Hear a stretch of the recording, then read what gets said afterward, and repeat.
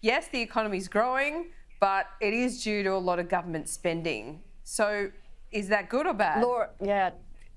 Well, it's terrible news for the economy. You know, it's in the last 2.5 years of this Labor government, we've been talking about the cost of living and inflation, inflationary pressures, but this has been a real sleeper issue behind that, this anaemic economic growth that we've seen over the last couple of years.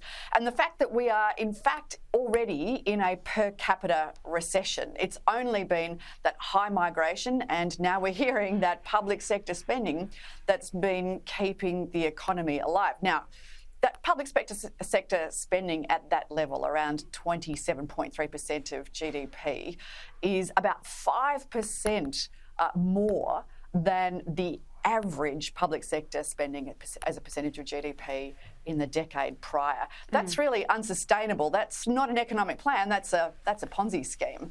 So we need to see some, dramatic changes to the government's approach to managing the economy. Otherwise, we're going to see deficits as far as the eye can see. Yeah. That anaemic growth will stay, and our standard of living will continue to go backwards. At the same time, we'll see inflation be higher for longer, we'll see inflation stay higher for longer, and we'll see interest rates stay higher for longer. I don't think Australians want more of the same. So what would you cut? What's the number one thing that you cut if you got into government? Well, it's not a matter of cutting, Laura. It's a matter of making decisions, making, your economic priorities and how you manage your budget. And we've spoken about that before, putting those guardrails would you keep the same around your budget to make sure that you spend within an envelope. Better? Well, you make sure that you maintain your essential services, but you don't spend money on discretionary items. Let's pull out a $450 million referendum on a voice that nobody wanted.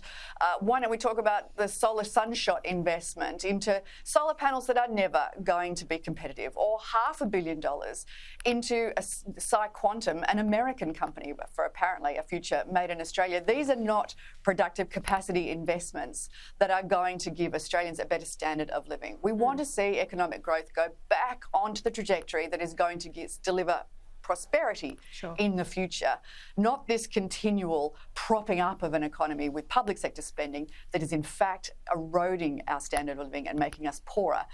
Australians have really struggled in the last few years. They've seen their real disposable income go backwards by 8.7%. So if your viewers are feeling poorer, it's not in their heads. They, in fact, are poorer. Yeah, they're working harder too. Jane, before I let you go, this BCA report that showed that Victoria is not a great place to do business. It points out that there has been, $30 billion, or 30% increase, I should say, in business investment in the last little while. We just spoke to the South Australian Premier, Peter Malinauskas. He's tearing his hair out, trying to free up more land for housing. But he also critically points out something that both you and the government have been fighting over, and that is caps on universities. He wants more university students because he doesn't have the student housing problem that is seen in Melbourne and Sydney. He's got a 10% 10% vacancy there for students. So he can afford more international students, and that would be good for the economy. There should be carve-outs, shouldn't there? Well, that's why we've been saying for a long time now that if you're going to cut back your migration and cut back your number of international students, which the coalition will do, it has to be done in negotiation with each individual university, because not all universities, not all states, not all towns are the same.